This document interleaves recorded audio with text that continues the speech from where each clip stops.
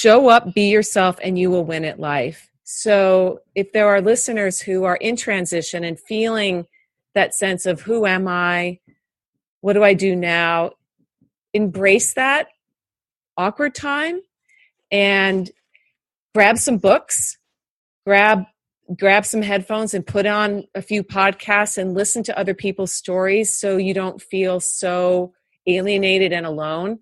I have gotten great comfort from listening to podcasts and listening to audiobooks when times are tough for me. And I always hear at least one thing, Jane, that snaps me back and says, okay, I'm good now.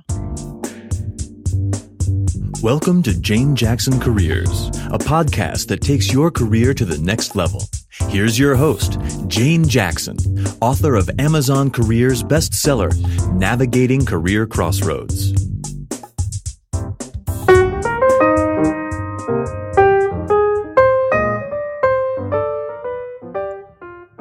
Welcome back to my Careers podcast, where I interview fascinating professionals who've made amazing career changes and are leaders in their field. Now, I have got the most amazing lady today because I found her online. She's interviewed me on her podcast, which is called Play Your Position, which is really just such a great angle with sports as well as careers. But MaryLou Kayser, she is a best-selling author, entrepreneur, podcast host, and consultant who helps people effectively navigate change in the 21st century. It's not uncommon for people to feel smarter, more powerful, and excited about who they are and the value they bring to the world after working with MaryLou. She is specifically on a mission to end booklessness for high-performing thought leaders who are simply too busy to write their books themselves and value partnering with an expert like MaryLou to get their books done the right way. In an accelerated climate of new challenges, opportunities, and constant change, MaryLou is a trusted advisor to individuals and organizations who understand things are different today and don't want to get left behind. So let's find out what MaryLou is all about, how she became this best-selling author, entrepreneur, and podcast host. And so welcome to the show, MaryLou. Thank you, Jane. Thanks for having me. It's such a pleasure to have you on the show, and I'm really delighted. And so it's morning here in Sydney, Australia, and you're over in Portland, Oregon, so it must be late at night? It's actually 5 o'clock in the evening. Yeah, 5 o'clock in the evening. But isn't technology wonderful that we can leverage it? I'm able to look at you in your beautiful office, and I'm over here in Sydney. But let's kick this off with your career journey, MaryLou. Can you tell us a little bit about what your career aspirations were when you were a little girl? Yes. When I was a little girl, Jane, I wanted to be two things. I wanted to be a teacher and I wanted to be a writer. And funny thing, both of those came true. I remember when I was 5 years old, I loved to play school with my stuffed animals, and both of my parents were teachers. And I grew up in a time when we used to have that mimeograph, the purple carbon copies to make handouts, and my dad had reams of carbon copy sheets. And so I would make up tests for my animals and pretend that I was distributing tests, and then I would take the tests for different animals and make sure some of them got 100% and some of them got only a few right, and then I'd have to correct them and talk to them, and I just had so much fun doing that. And over the years, I just never lost my love for learning, for the school system, for helping people learn. And when I got out of college, I went the corporate way for a little while and discovered that really wasn't a good fit for me. So I got my teaching credentials and was hired on, here in the States we call secondary school high school. So I got a really great position teaching English at the high school level. And then later on, I was able to teach at the college level for about 5 years as well. And then after that ran its course, that's when I made the leap into full-time entrepreneurship, and it's been 12 years since, and I've loved every minute of it. Oh, how fantastic. How interesting. And I do remember those carbon copies and how my fingers would get so black. It was a long time ago though, wasn't it? But so much fun. So really, your aspirations from when you were a little girl through to you starting your career, they came true. You became a teacher, high school teacher, college college teacher as well. And so that must have been really rewarding, because at that time you're obviously imparting a lot of knowledge, encouraging young minds, helping people to grow. And so what was the catalyst to make you leave the teaching profession and become an entrepreneur? What was in your mind?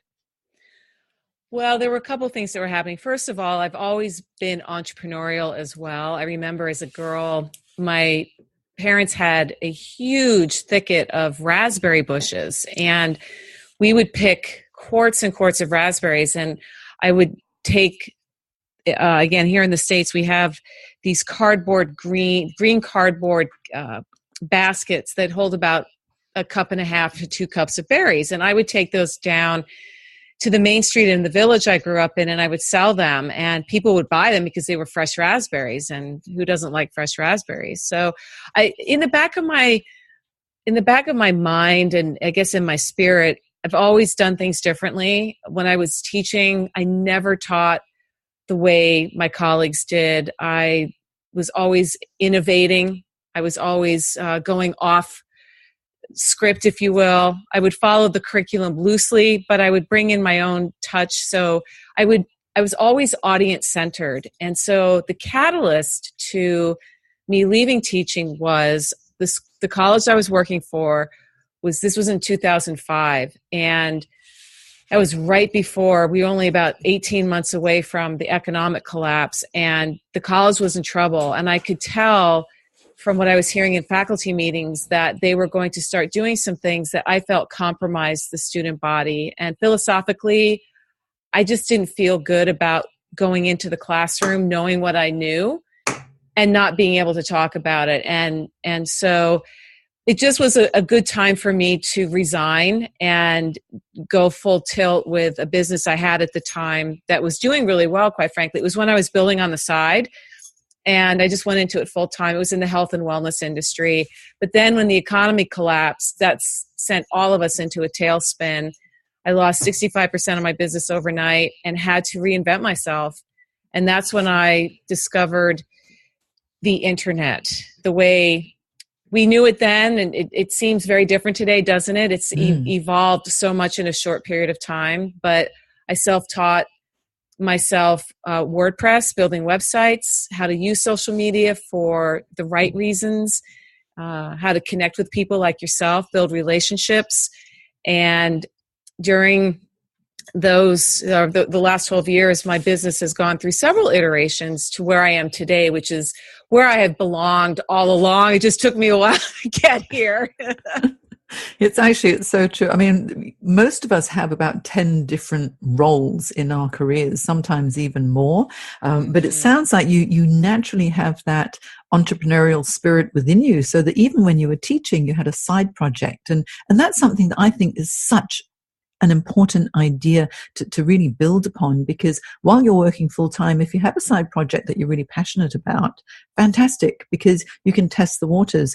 Unfortunately, economic conditions sometimes are out of our hands. So, with the global financial crisis, of course, I think that affected absolutely all of us. And it really made it so important for us to be able to reinvent and think, okay, what else can we do?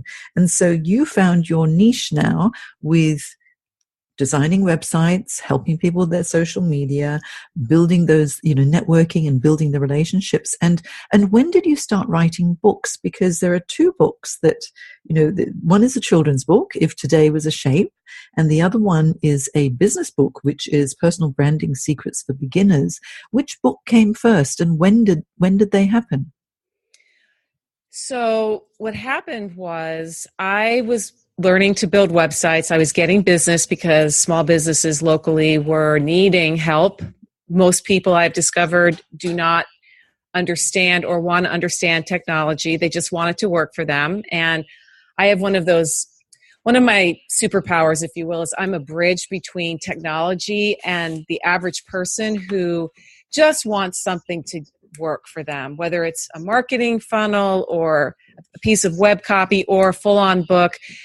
They want that to happen, but all these platforms that we now rely on are intimidating to, again, I have discovered the majority of people. So building websites and the social media side of things was all well and good, but it drained me because it was not my passion. It was a way to make some money and get out of the hole of the global financial crisis. But it was around 2010, I attended a seminar here in Portland and discovered what Amazon was up to with their self-publishing platform. And the bells just went off for me. I thought, that's it. That's the direction. I could marry my passion and experience working with English, with writing, with emerging writers, with established writers, with books, I could marry that with technology. And so as an experiment, I wrote and self-published Personal Branding Secrets for Beginners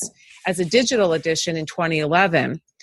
The children's book came after that when my daughter turned 17. She and her best friend at the time had written a book for their chemistry teacher called The Lonely Electron. And it was their way of demonstrating to him they understood the principles of chemistry. It was fantastic, Jane. I was so impressed with it. They hand drew it. They went to a local, one of these, mailbox places and had it stapled together, and I gave him the book. But again, the bells went off and I thought I could have this made into a digital book and put it on Amazon and give it to my daughter for her 17th birthday. So that process got me excited about writing my own children's book, because The Lonely Electron, you can find it on Amazon. People liked it. And so I love to write poems. I've always played with language. And so I was coming out of a grocery store one afternoon, and the poem of Today Was a Shape just came to me. And I remember sitting in my car and scribbling it out on a receipt. And then I went home and I typed it up. And then I went on to Fiverr, which I'm sure many of your listeners are familiar with. A great place to outsource. It's for the lean entrepreneur. I found an artist. I submitted my project to her. I said, could you make this book come to life? And she did, and it was fantastic. And so that is only available digitally at this time. I do have plans at some point to get it made into one of those board books, the little square board books that little kids love to, their chubby little hands will wrap around. My kids loved books like that when they were little. I just haven't gotten around to doing it yet, but that's how it came about. Yeah. Oh, isn't it incredible with technology, what we can do now, and everything that seems so hard and laborious in the past, with a flick of a switch. Well, mind you, you still need to have the talent and you need to have that creative ability, but actually getting it done, getting stuff done is so much easier. And you mentioned Fiverr and being able to outsource to these sites where you can get things done really affordably. It's given everyone the opportunity, despite the challenges they have maybe with a career and getting another job, or how do I build my business? Everything is possible as long as you've got good internet connection and you understand how to use the technology. So if today was a shape, I love the name of that book.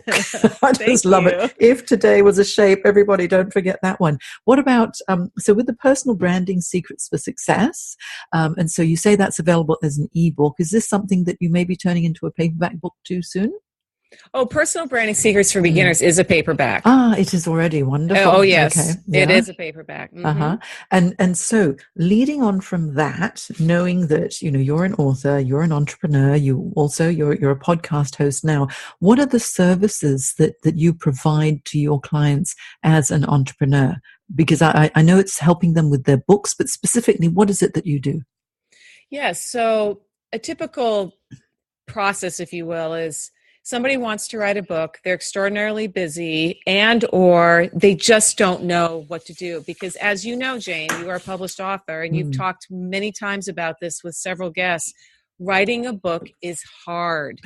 It requires a commitment of time. It requires planning. It requires thinking through what do you want to say, and making sure it's all organized and it makes sense, and there's an audience that needs to be considered, and so on and so forth. So my process involves, we start off with getting to know each other and figuring out, what is it that you want to say? What is your big message? What is your thought leadership? Do you have a system? Do you have something that you've been doing your whole life that you just want to make sure you capture it in pages? And through that process, I discover what the scope of the project looks like. And then there's three main phases. There's the initial phase, which is where we just get everything out on the table nothing is sacred. Everything goes. And that can last, if I'm in person with somebody, we basically go into a boardroom and close the door for 2 days, roll up our sleeves, and we got big paper on the wall and markers. And it's just a process of co-creating this vision. And then at that point, if someone wants to just go write their book on their own, they can. They've got the roadmap in front of them.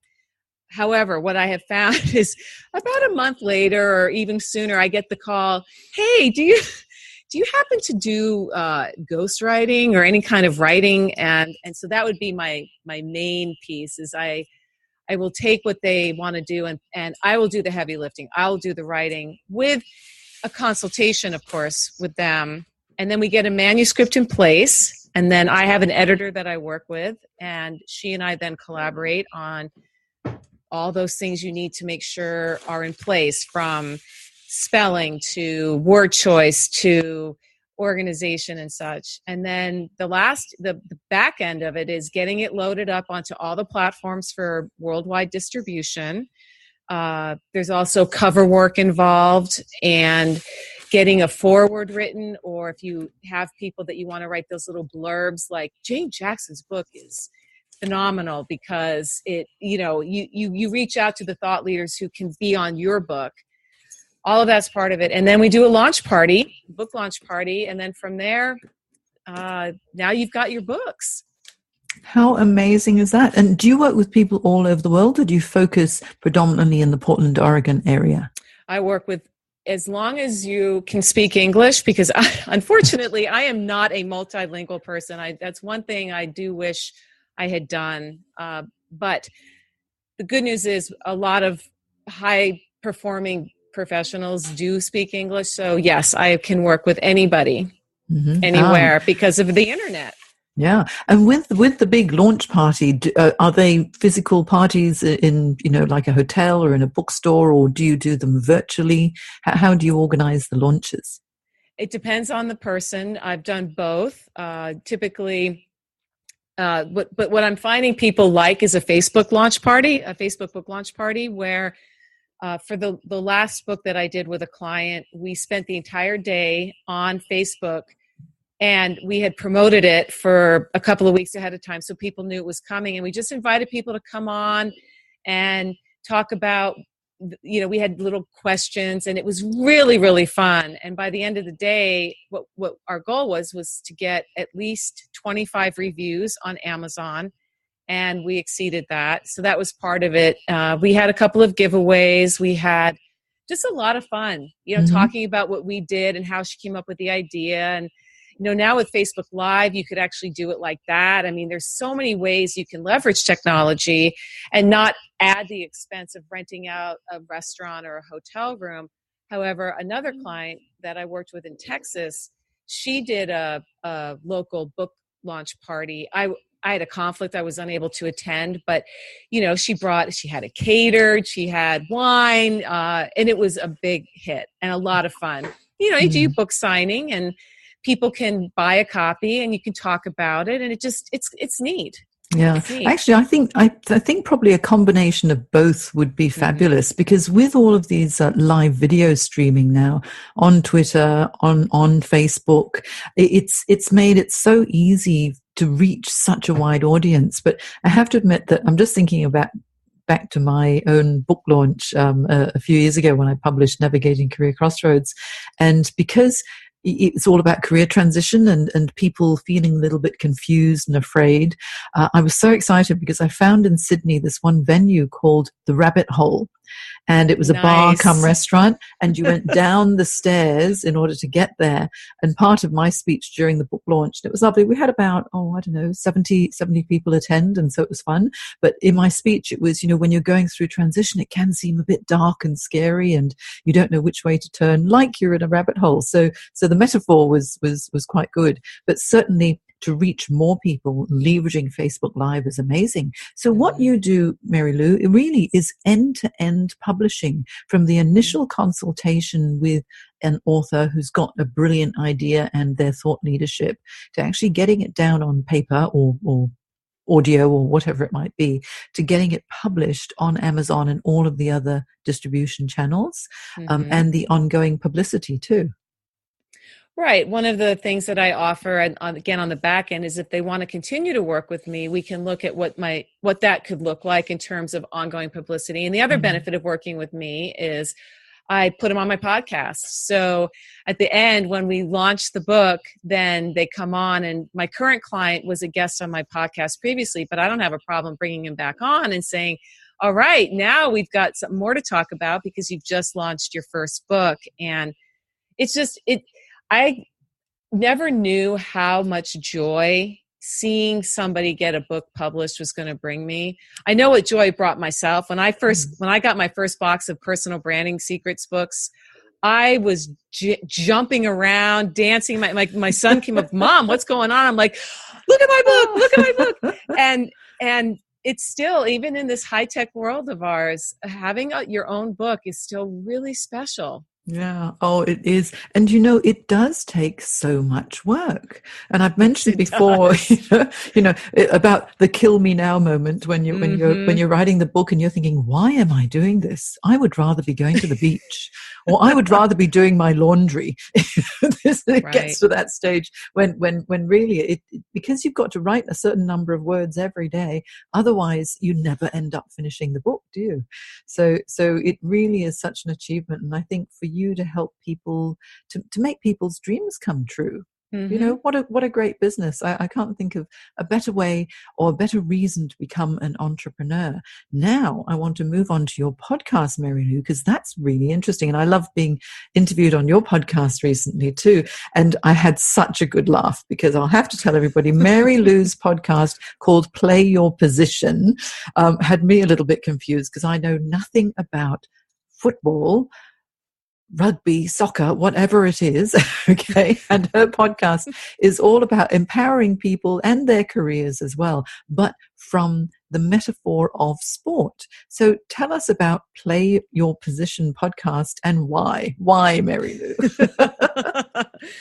So the Play Your Position podcast started as a passion project because I had just come out of a pretty dark time in my life, and I had stopped playing my position. It's a metaphor for showing up and being myself. I was trying to be somebody else. I went through a divorce. I was trying to figure out how to navigate my new life as a single mom. And podcasting was just beginning to emerge. And I've always loved audio, and I've always loved people. And so selfishly, I thought, what a great way to just chat with people. I figured a sports metaphor was apropos, because I am a huge American football fan. I love all sports, quite frankly, but American football is at the top of my list. And so I just used elements of the football game to frame the questions that I ask my guests, like you experienced. So at the beginning of the show, like at the beginning of a football game, we have kickoff. And then during a football game, as the offensive team moves the ball down towards the end zone where the touchdown is scored, the referees are moving the chains that measure their progress. And so that's the middle messy part of the game. It's also the middle messy part of life and business and careers. And then at the end, we have touchdown, which is the big win. It's that achievement. And so my guests all share something that was the game-winning touchdown for them. It could be something monumental, like you mentioned, becoming a published author. Huge touchdown. It could be small, like, hey, I got up today and I made progress on my business. And that, for some people, is a big win. So there's no right or wrong answer. It's really about the conversation and sharing in this messiness of life, the ups and downs, the grass stains on our knees because we got knocked down, and just getting back up again and saying, you know what, I'm making forward progress.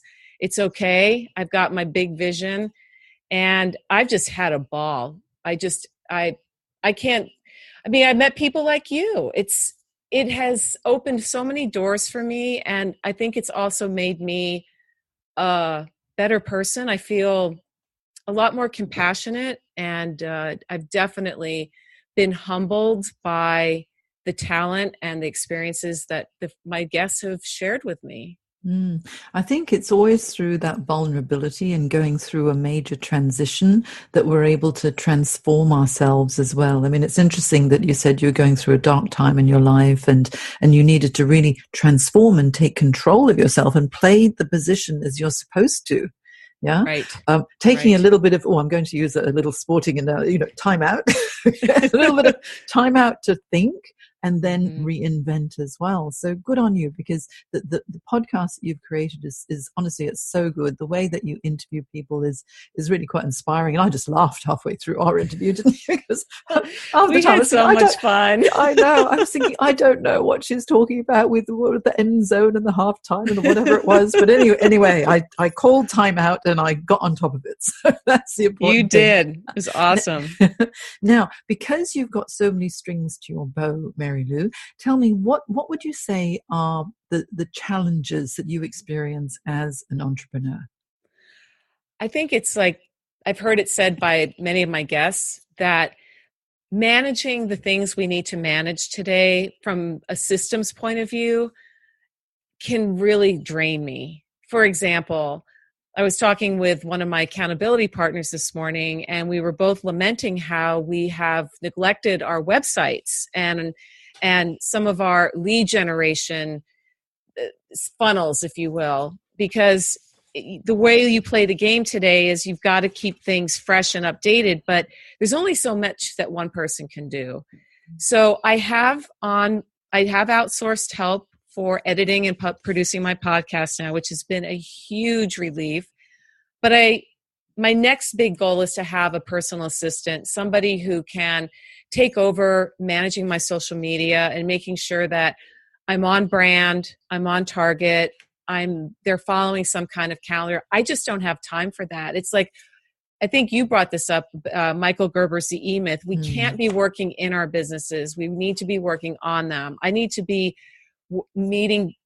delivering, books that I'm writing for people. I need to be out meeting people. I need to be doing those kinds of things. And then, of course, interviewing folks for my podcast.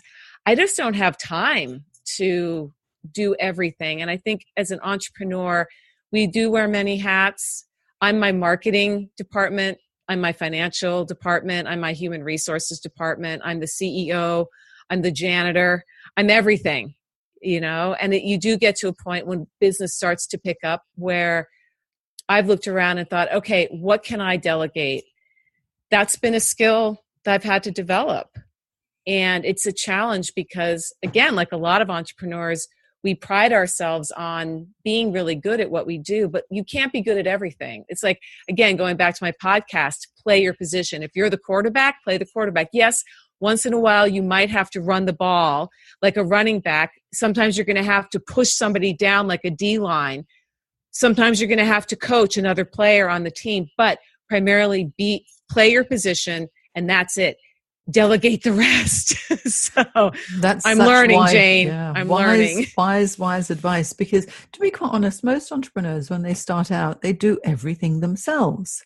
And then they realize, I'm getting quite successful at this. I'm so busy. I'm busy delivering, doing what you really love to do. But the problem is running any business, there's everything else as well. And unless you have ongoing marketing and sales, or else you get your admin done, or when tax time, you better have all of your accounts up to date. And so there are numerous things that could or should be outsourced as well. And you got to play, exactly as you say, play your position, play to your strengths as well. For me, when it comes to finance, I'd much rather have my bookkeeper, who's lovely. She keeps me on track. My tax accountant goes, okay, this quarter, did you make budget? If not, what are you going to do about it, Jane? And then you think, okay, well, then I need a few more marketing efforts, or there's something else that you could do as well. And just like I deliver. I really enjoy delivering. I love interviewing people. I love coaching. All the rest, it's so much better to have either an automated system or else outsource it. And these days, through technology, outsourcing is not so hard, is it? It's not. It's Yeah. not. But it's like anything else. You're hiring somebody who's going to be a part of your brand, and social media is front and center. So when I get to that point, I want to make sure that the person I do bring on into my world is going to be representing me the best that he or she can. So it's a process. It's a Yeah. Oh, process. definitely. And so what next for Lou Kayser? What next? Well, I am leaving on vacation in 5 days. It's my annual vacation, and I take 3 weeks, and I fly to the East Coast of the United States to a summer home that my family's had for almost 50 years. It's on a lake, and I kayak, and I swim, and I drink wine, and I eat, and I completely recharge so that when I come back, I can continue on with the books that I'm working on, and also looking ahead to the fall, which is a busy season. I know for you down under, you're looking at the spring when we get into September and October, and for us it's the fall. But it's a busy time, and so I'm delivering a workshop on personal branding to a company down in Texas. I'm excited about that, and lots of little projects that are starting to crop up, and I am looking forward to though my vacation. Yeah. Well, I think you know what, most of us, especially entrepreneurs, they don't budget holiday time, vacation time into their year. And you know what I did this year was like, you know what, if I don't decide on a good chunk of time for holiday, it's just not going to happen, because you end up getting work and you think, oh, I'm too busy to get away. And so 7 months ago, I booked 3 weeks in September, and I'm actually doing something similar to you, although we're going from the the West Coast of America over to the East Coast of America. So that's going to be really fun. And I haven't had 3 weeks off for a long time. Normally it's 10 days or, a short golfing trip here or there. But I think 3 weeks is a good amount of time to truly recharge, reconnect with, your family or your friends, and just travel and see a few new cities, which is going to be really, really good fun. And for you being on a lake, I envy you there.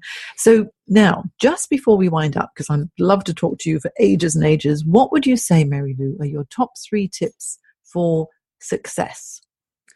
Top 3 tips for success. Well, for me and for a lot of people I've worked with over the years, number 1 is write in a journal. Take the time to put pen to paper and get what's in your head out. It doesn't matter if it's messy. It doesn't matter what it looks like. It's really for you.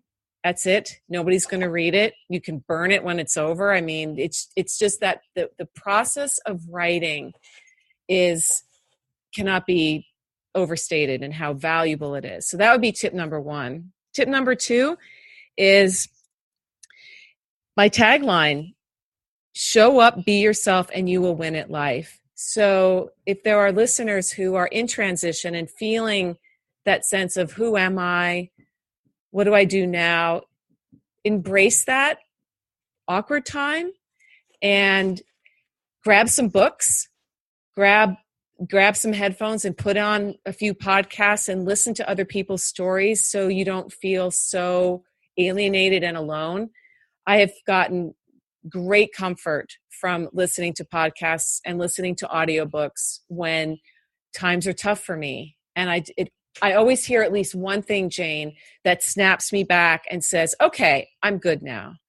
And then I guess the third thing would be is you need to take time off. I'm a huge advocate of recess.